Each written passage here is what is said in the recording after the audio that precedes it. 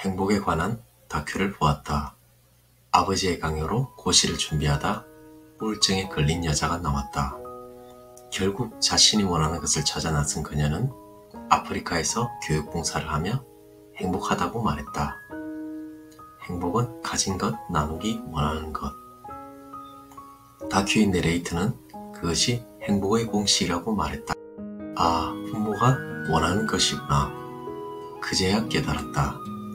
과정의 즐거움이 고통으로 바뀌는 순간 그 고통을 견디며 나아가려면 목표가 진심으로 원하는 것이어야 한다는 사실을.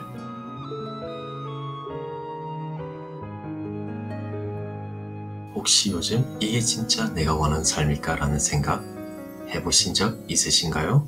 우리는 때로 너무 바쁘게 살아가느라 정작 진짜 원하는 것을 잊고 살 때가 많습니다. 하지만 행복한 삶은 결국 내가 간절히 바라는 것을 하며 살아가는 것에서 시작됩니다. 그리고 그 길을 가기 위해 꼭 필요한 게 있습니다. 바로 마인드의 힘입니다. 내 안의 두려움, 남들의 시선, 실패에 대한 불안을 이겨내는 마음의 힘이죠. 오늘 영상에서는 진짜 원하는 삶을 살기 위해 우리가 어떤 생각을 품어야 하는지, 그 마음을 어떻게 키울 수 있는지를 함께 나눠보려고 합니다. 저서는 진짜의 마인드, 저자는 김찬희, 출판사는 터닝페이지입니다. 여러분의 마음 성장을 위해 끝까지 들어주세요. 행복의 공식. 5년 전 대학 입시 때가 떠올랐다. 나는 더 어리고 약했지만 끝까지 최선을 다했다. 꿈에서도 간절히 바라던 목표가 있었기 때문이다.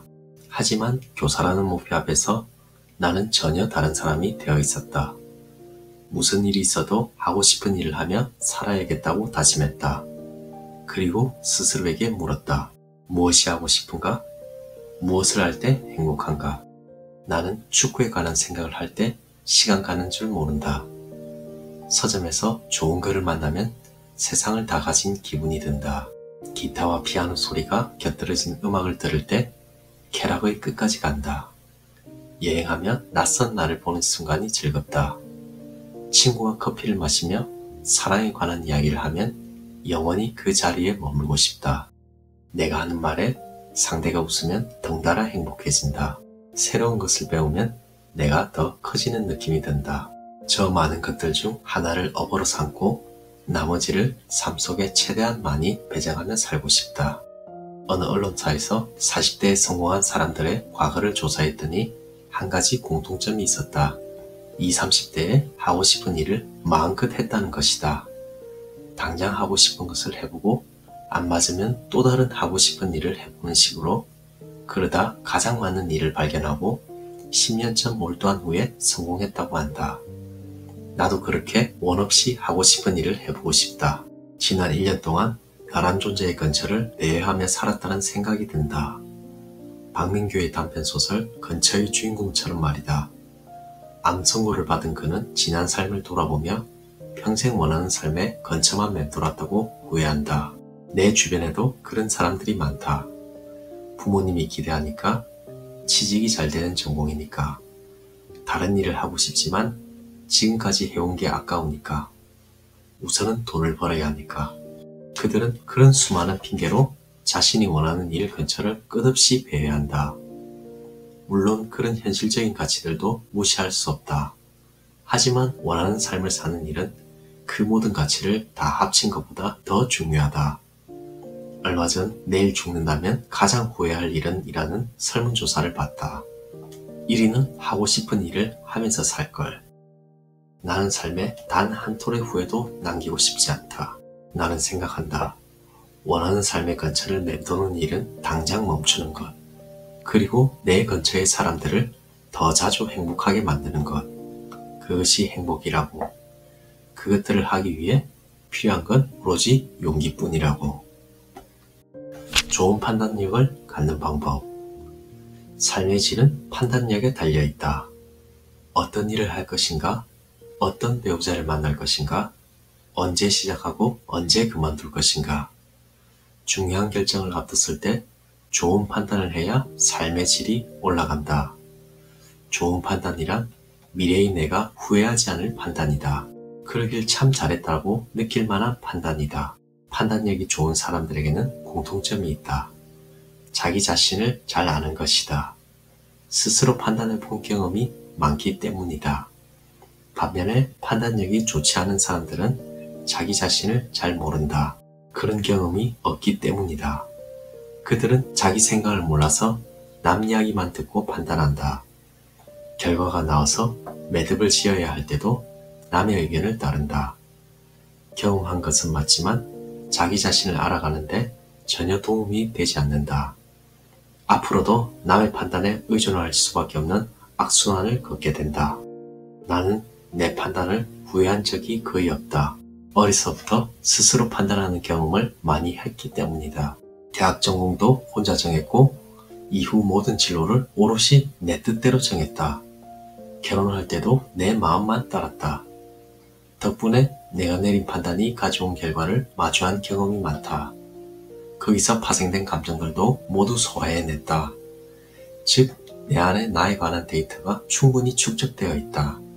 새로운 판단을 해야 할 때마다 그것들을 모두 꺼내어 검토한다. 후회 없는 판단을 할 가능성이 높다.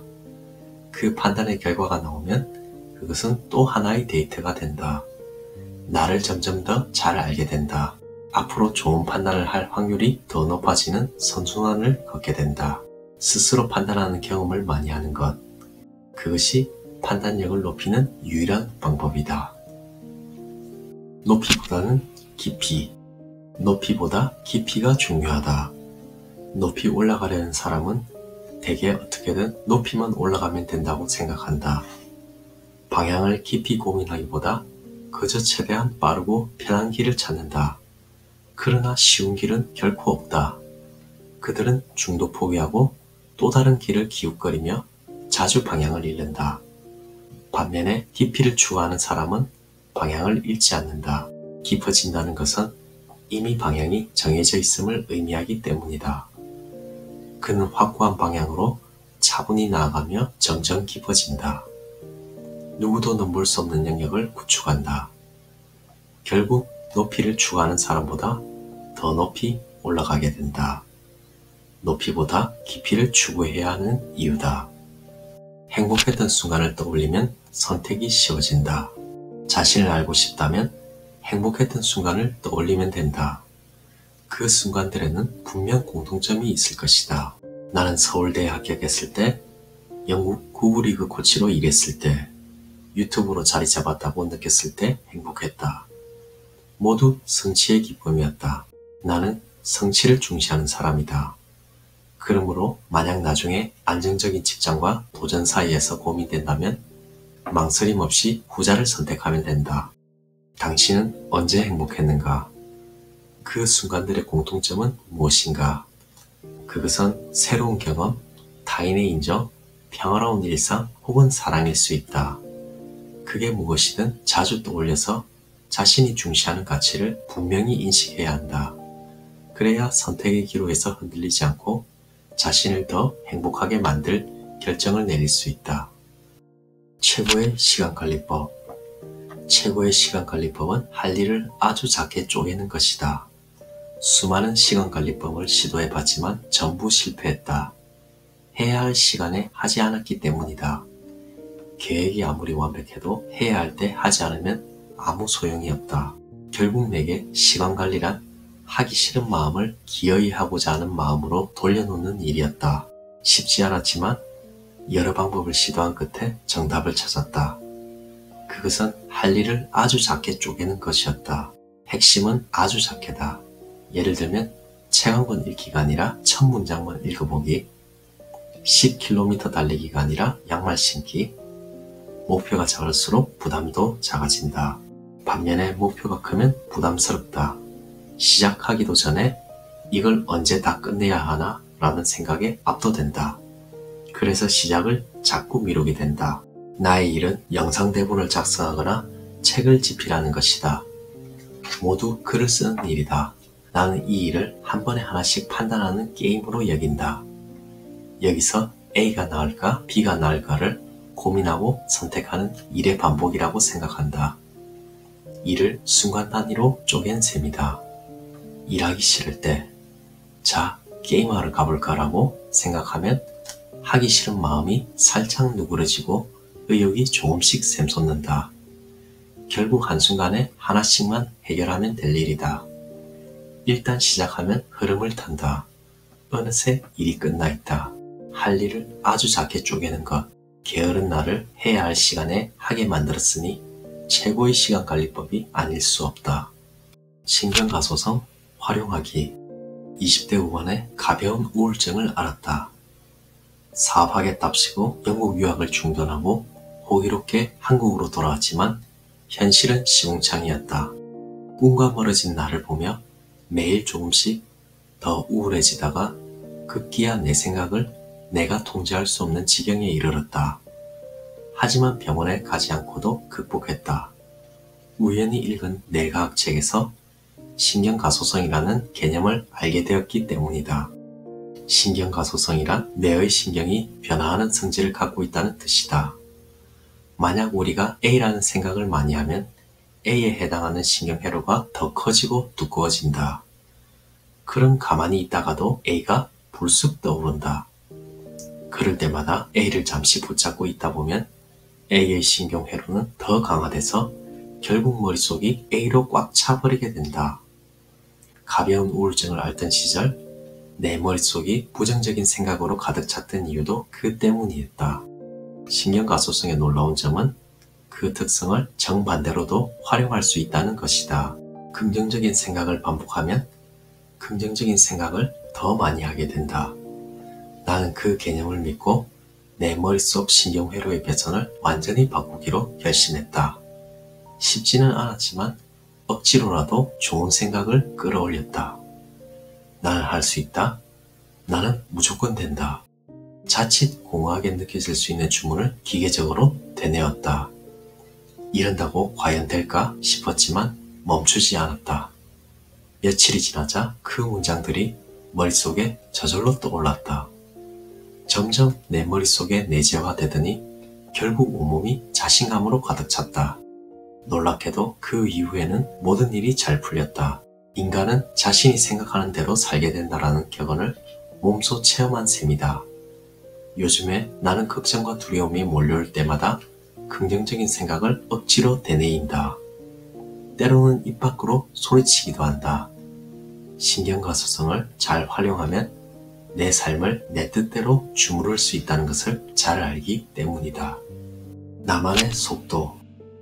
누구나 자기만의 속도가 있다. 그 속도대로 살아야 자기 삶을 좋아할 수 있다. 나는 내 속도에 불만이 많았다. 너무 느렸기 때문이다.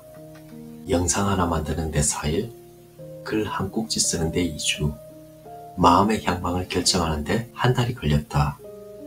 답답했다. 빠른 사람들이 부러워 억지로 속도를 높여봤다. 아니나 다를까 결국 탈이 났다. 영상과 글의 퀄리티는 떨어졌고 이미 내린 결정을 번복했다. 후회의 연속이었다. 이제는 조급해하지 않고 내 속도대로 산다. 하루를 마칠 때 더 했어야 했어 대신 충분히 했어를 되뇌인다. 후회 대신 만족을 선택해 마음의 에너지를 아낀다. 그 아낀 에너지를 다음날 업무에 쏟는다. 사람을 지치게 하는 것은 넘치는 업무량이 아니라 쫓기는 마음이다. 이 마음을 내려놓아야 한다. 내려놓아도 충분히 많은 일을 해낼 수 있다. 시간에 쫓기지 않으니 영상과 글의 퀄리티도 만족스럽다. 빨리 끝내야 하는데 라는 조바심에 주의력을 뺏기지 않고 작업 내용 자체에 몰입할 수 있기 때문이다. 온전히 내 속도대로 만들고 내 속도대로 검토한다. 이 정도면 충분히 봤어. 더 이상 고칠 게 없어 라는 확신이 들 때 세상에 내놓는다. 찜찜한 구석 없이 불행하다. 마음의 방향을 정할 때도 내 속도를 따른다. 충분히 고민하며 마음을 천천히 한쪽으로 기울인다. 그렇게 내린 결정은 시간이 지나도 만족스럽다. 좋은 선택이 누적되니 점점 내 삶이 마음에 든다. 나 자신을 사랑하게 된다. 이것이 자기 속도대로 살아야 하는 이유이다. 잘 들으셨나요? 오늘 영상이 여러분께 작은 울림이 되었길 바랍니다. 우리는 모두 행복한 삶을 꿈꾸지만 그 시작은 결국 내가 진짜 원하는 게 무엇인지, 그리고 그걸 향해 나아갈 수 있는 마음의 힘을 갖고 있는지를 돌아보는 데서 시작됩니다. 책을 읽으면서 굉장히 내용이 담백하고 깔끔한 느낌이 들었습니다. 짧은 내용들이지만 저자가 자신이 이루고자 하는 삶에 대해 얼마나 고민하고 성찰을 해왔는지 느껴졌습니다. 아시는 구독자님들도 많으실 겁니다. 저자는 뭉쳐야 찬다 프로그램에 출연하며 현재 축구 유튜브로 활동하고 있습니다. 중요한 것은 남의 말에 흔들리지 말고 온전히 나에게 집중하는 삶을 사셨으면 좋겠습니다. 여러분은 지금 어떤 마인드를 가지고 살아가고 계신가요? 그리고 이 영상을 보시면서 어떤 생각이 떠오르셨나요? 댓글로 여러분들의 이야기를 들려주세요. 우리가 함께 나누는 이 생각들이 누군가에게는 또 하나의 시작이 될 수 있을지도 모르니까요. 감사합니다. 이상 시나브로 책방이었습니다.